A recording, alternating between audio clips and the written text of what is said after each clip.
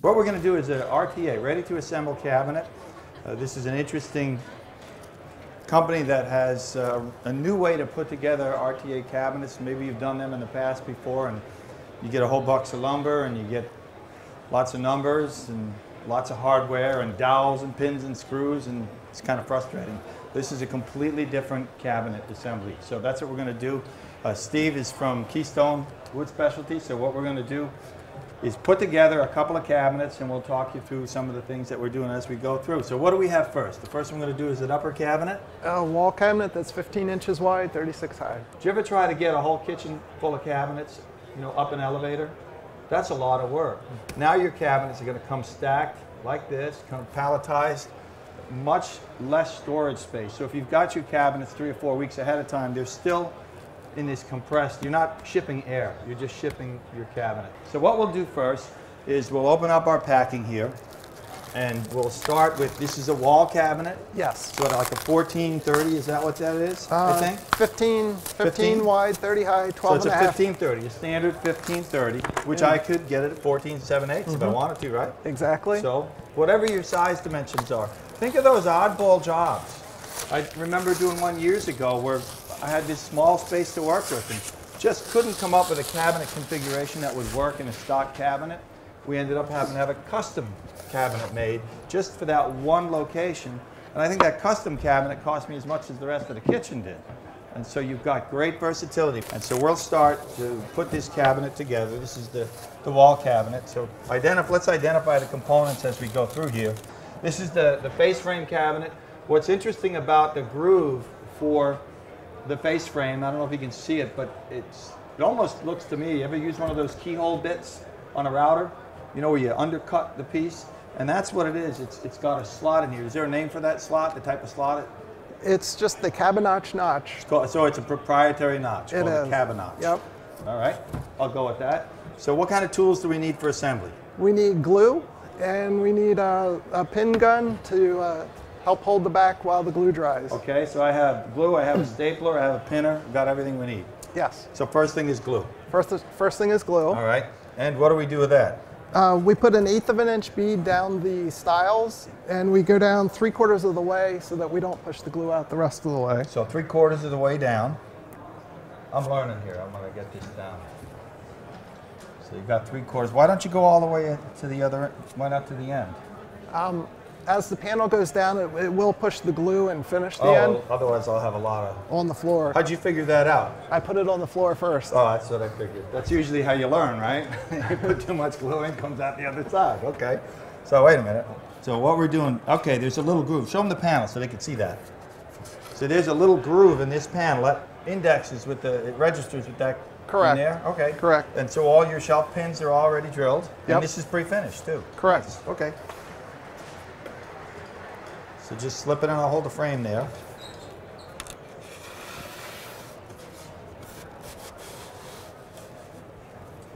Line that up, okay. That's good. So that's one.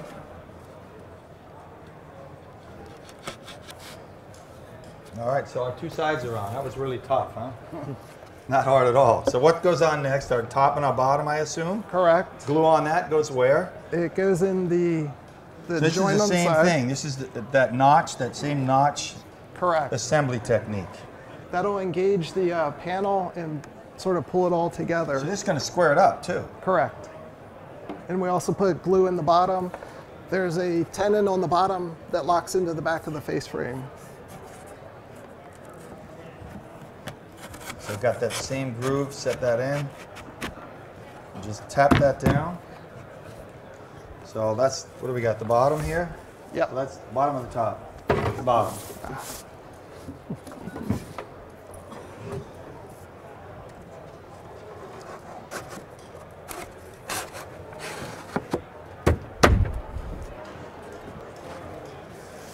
So the next is the back. The back So panel. we'll drop the back in. Obviously we'll need some glue. I'll need some kind of, I managed to get a hold of a grip right stapler here. So I've got some narrow crown staples that'll hold the back on pretty good. What's the length of staple you want to see in here? Probably about 3/4 of an inch. 3/4 or so to Yep. get a good bite on that. All right.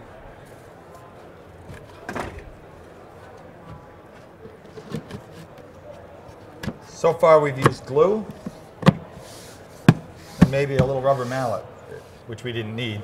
Shouldn't So really that's need it? one. Yep. And just staple it off. Yep. And that's done. Yep. Okay. I don't know, it seems too easy. Now, is that a pre-finished side yet? Which way are we going to put this? This is up, so where's this going in our kitchen? It's going over to the. Grab a couple of installation screws and we'll hang that cabinet. We're not going to get too fussy with this. We're just going to put it up on the wall, get it out of the way.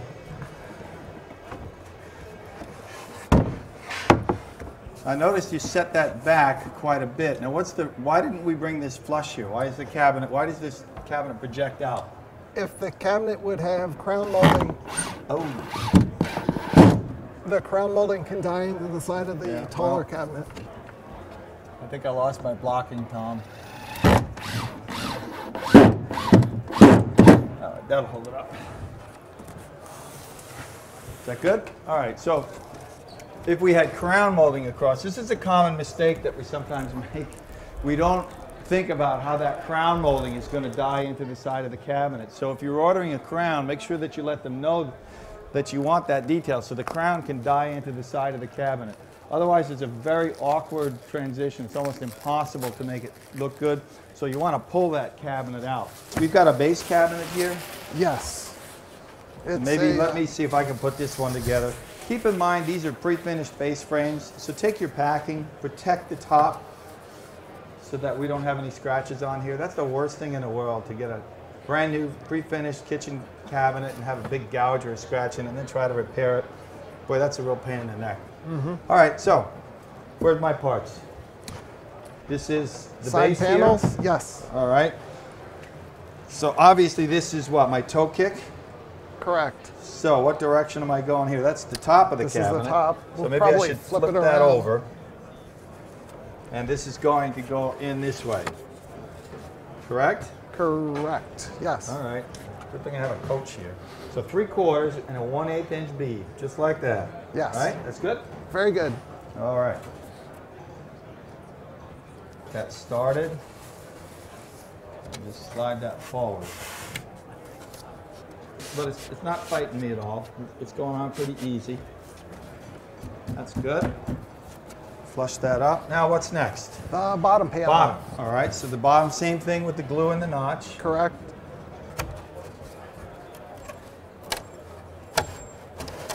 Just the key here is to come down nice and square, because it's square, and I felt it squaring up the cabinet as it came into position there.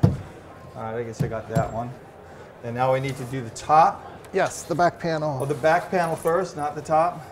Well, no, the back panel first. Back panel, what about toe kick? Anything? Do that back panel first. Back panel first. So I'm going to glue the same thing. There are some interesting features on the I back see panel. that. There's some pre-drilled little holes, and what they're for are your brackets for your slides. So once you know which set of holes to use, you can pre-mount your slides. And so you did this in your shop. You just sort of gave us some pick points so that we put our holes, bracket on there. You know where to screw it. You're not measuring. You don't have to measure, you know, sometimes we're measuring in the air, right? Right. Trying to figure out where that slide goes. That's exactly where that bracket's going to mount. So our slide will go in nice and easy. Should we stick ours on? Okay, good. Do you want to put them? Oh, why not put them on now? Yeah. That's kind of smart, huh? So what do we need? A Phillips screw? Yes. All right. So we'll get a Phillips screw, and we'll pre-assemble these. Boy, do I hate leaning inside that cabinet to do that. So I can do that right here. I see you've got the right lined up over the mark. How many screws did I get? Just 2 each? Just 2. I see a little bit of adjustment in here too, so I can play with it later if I need to. Okay, I like that. I'm glad you thought about putting that on first. It's not the first time you did this, is it? It's not. Okay. All right, so now what do we do? Just drop that? Need to glue the top and then first. drop it on. So this one's not going to slide in like the others. It's just going to drop right down on top? Correct. And because it's the open-ended joint, we need to put the fasteners in. So this will be fastened as well, just like the back of the other cabinet. Correct. All right, good. So let's pop this together. That fit pretty tight. That's good. And again, we're going to use the same fastener for Yes. this. Now I notice we're missing toe kick and we're missing a couple other pieces, right? Yeah. So what's next? Just stand it up. We'll do the toe kick next. Okay, toe kick. And this is also notched, or is this just a slide in? It's notched as well. Notched also. So where does the glue go in this? Right in Just the groove? in the groove. Okay. So we'll get our glue right in the groove here. And we'll slide that in. Oop. Do we need to tack that on? Yep. Okay, so that'll get it tacked. And you have a pre-finished toe kick that'll come if we want to order a pre-finished one. Correct. To match. All right. Good.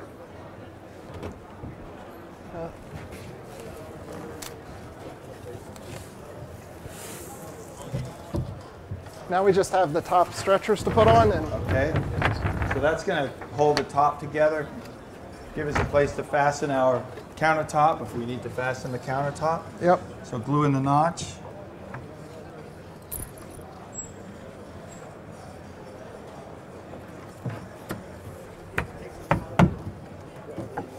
And I guess another fastener in here.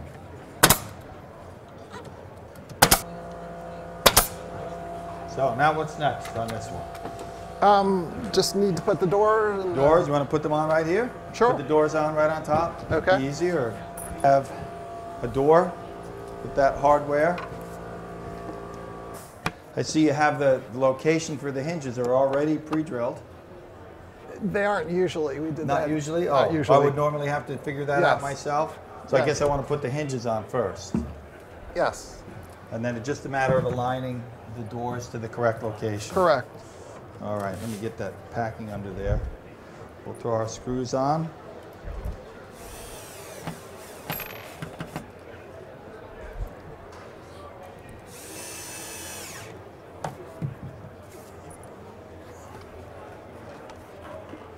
Okay, there we go. I think that looks right.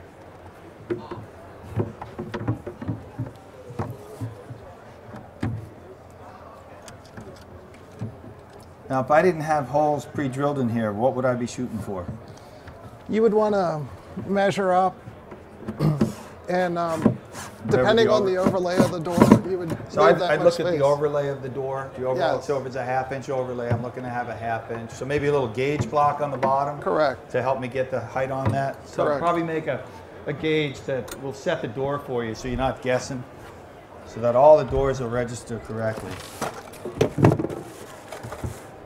The hinges, it's kind of hard to miss. They go right around the face frame.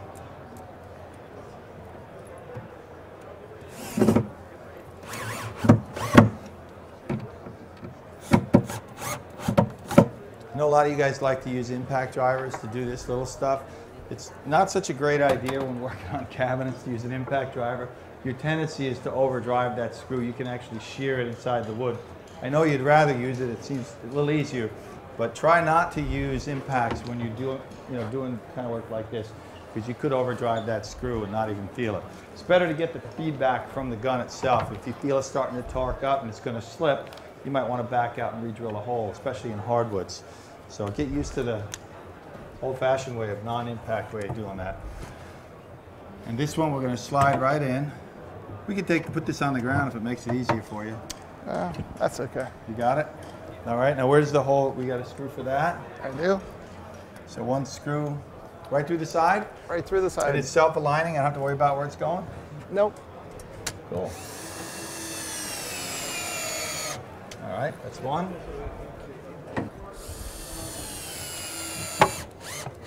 So we're almost there. It didn't take me a lot of time. I talked more than I built. You know, if I would have just shut my mouth and just built, we could knock these out pretty quick. Just a few minutes. I mean, how long do you find it takes you to build a cabinet setup? Once you get the hang of it, it's like 5 minutes a cabinet. 5 minutes per cabinet. So Something like although that. it's a little bit more labor when it comes to that, the fact is that all the storage space, even the shipping costs, all of that stuff is really reduced dramatically. Correct. And you're getting a custom cabinet. Can we put this down? because that's going to slip in that hole over there. And what do we have left to do? Just the drawer front? Just the drawer front. So we would just do a line by drawer front and then screw that in. We didn't pre-drill for that, did we? We did not. So we're gonna, you wanna hold off on that, or you Yeah, wanna that's put it fine. on? So we would normally do that. These are actually getting donated, I think, at the end of our show. Who's getting these cabinets? Habitat for Humanity. So Habitat for Humanity will get this set and put it in one of their homes that they're gonna build. So I don't wanna, you know, kind of do everything for them. You know, put them work for their cabinets a little bit. So that's pretty much it. This should slide right in here. And here's where you can, where you're looking for that precision. One of the nice things about the cabinet, because you're dealing with such tight tolerances, and the way they put these cabinets together is really nice. And so all of these have been pre-assembled and installed. We have 2 more that we'll install tomorrow afternoon at the same time. We've got another installation to do. And that pretty much wraps up how to put together the RTA cabinets from Keystone Wood Specialties.